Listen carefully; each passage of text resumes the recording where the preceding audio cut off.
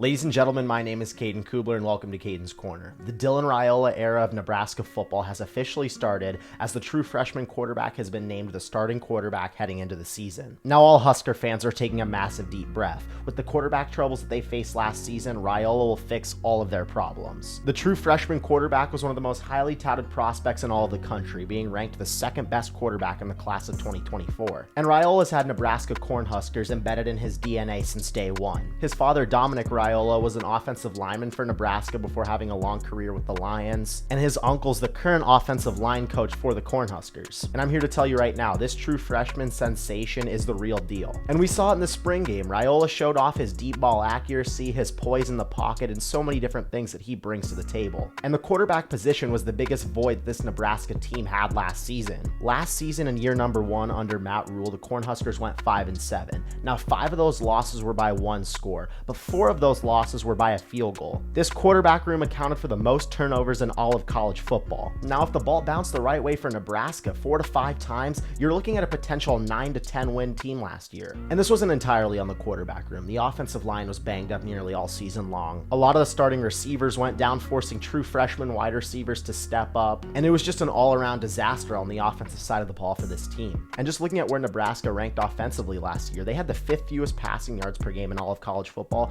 and the 11th fewest points per game. But this is where Dylan Raiola is going to come in and turn things around. And if you're not completely bought in yet, just look at what Matt Rule is instilling into his team. You see the legendary videos pre-game and at halftime of Matt Rule hyping up his team. A great video was recently released during an open practice that Nebraska had just a few weeks ago of Rule addressing the team and telling them why they lost so many close games last season. If you guys want to know why we've lost a lot of close games, you just saw it, okay? We thud here, but because there's people watching, you don't want to look stupid because you're not leveraging the football. We're just grabbing people and pulling them down, which means either you're not a good athlete or you're not doing what we're trained to do. Our seniors, their first drive, they go sit on the bench at a practice. Appreciate it. And a fight breaks out. A fight breaks out in front of the fans. So I'll make my point. But this is why we lose.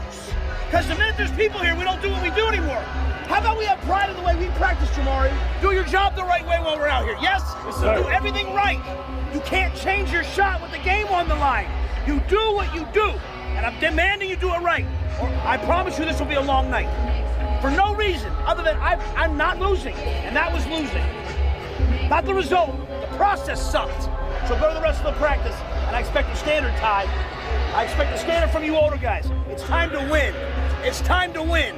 Winning is every day. Let's get to work. The Kool-Aid is starting to flow amongst this Nebraska team, and I'm buying all the hype. I know Matt Rule left a sour taste in people's mouth after what happened in Carolina, but this dude has a phenomenal college football coaching resume. In year 1 at Temple as the head coach, he went 2-10, but by year 3, he went 10-4 and completely turned this program around. He then leveled up and went to a Baylor team that was a complete disaster. In year 1, they were 1-11, but by year 3, he completely turned them around and they were an 11-3 football team. And now you look at what he's doing with Nebraska. In year 1, they went 5-7, but like I said, 5 of those losses were by one score, and then 4 of those losses were by a field goal. If a few things go differently, you're looking at a potential 8 to 9 win team. Now you're giving him another offseason for this defense to get better that was arguably a top 10 unit in the nation. He now has a true freshman 5-star quarterback to replace what was the worst quarterback room in the entire country last season. I absolutely believe the Matt Rule effect is a real thing, and we're going to see it fully this season. All right, enough talking about the offense. For our true football lovers, let's talk about Nebraska's stout defense. This unit, coached by Tony White, was arguably a top 10 unit like I mentioned in the country. They're returning 7 starters on the defensive side of the ball, including Nash Hutmacher and Ty Robinson, who make up one of the best defensive lines in all of college football. Now, if you love smash-mouth, hard-nosed football, this Nebraska defense has got to fire you up. Every single play, you see 11 hats on the ball, and they play some inspired football. This is where this defensive unit ranked in college football last year. They gave up the 13th fewest points per game, the 9th fewest rushing yards per game, and the 11th fewest total yards per game. Now looking at where they ranked in the Power 5,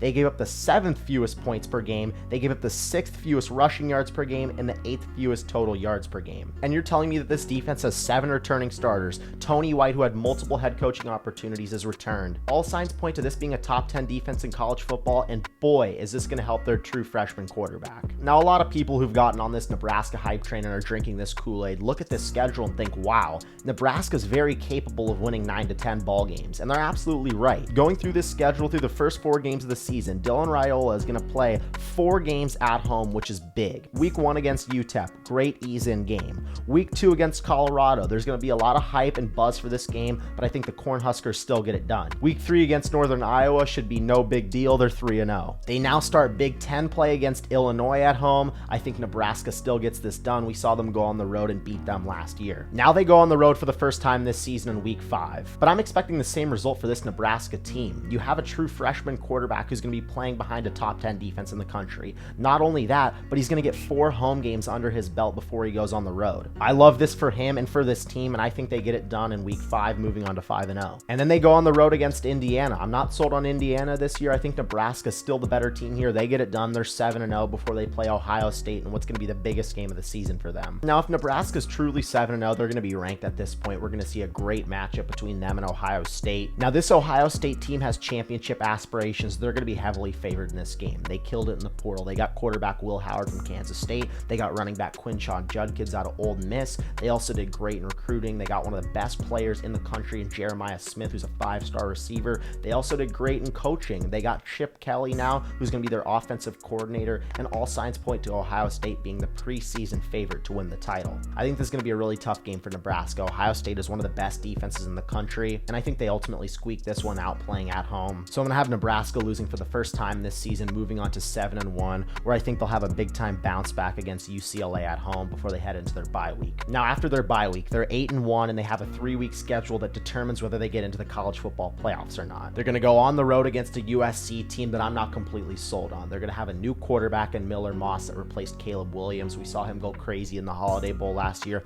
throwing for 6 passing touchdowns. I think this defense is also going to be significantly improved when they let go of their defensive coordinator last season, but I don't think they can necessarily compete with the physicality that Nebraska is going to bring, not only on the defensive side of the ball, but with their brutal run game. If the Cornhuskers can control the line of scrimmage here, I think they have no problem winning this game, moving on to 9-1. They then play Wisconsin at home. I think this will be closer than people expect, but I still think the Cornhuskers pull this one out. Now, heading into the final game of the season, this could be what determines whether Nebraska makes the college football playoffs or not. They're sitting at 10-1. They'll go on the road against Iowa to face one of the best defenses in the nation. We all know the offensive struggles the Hawkeyes have had the last few seasons. Can Cade McNamara shore these things up? I've seen some reports that he's been struggling big time, so I'm not 100% sold on this Iowa offense quite yet. Nebraska should have won this game last year at home, but we all know the turnover problems that this quarterback room had. I think this is going to be another close game between 2 big-time rivals, but I have Nebraska winning this game, finishing their season 11-1. Now, okay, you may say, Caden, you're drinking the Kool-Aid way too hard here. Maybe you disagree with me on 1 game or 2 games, but I think if you're looking at Nebraska's outlook for the season,